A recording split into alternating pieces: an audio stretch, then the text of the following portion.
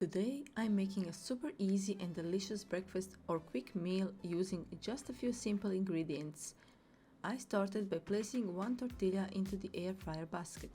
The tortilla works as a crispy base and holds all the delicious toppings together. On top of the tortilla, I added a generous handful of grated cheese. You can use your favorite cheese, mozzarella, cheddar, or any cheese that melts nicely. Next, I cracked 3 eggs directly over the cheese. I seasoned the eggs with a little bit of salt and black pepper to bring out the flavors.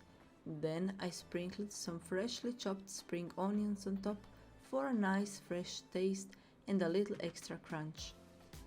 If you're enjoying these step-by-step air fryer recipes, don't forget to subscribe to the channel and stick around for more easy and delicious ideas. Once everything was ready, I placed the basket into the air fryer and cooked it at 170 degrees Celsius for about 13 minutes.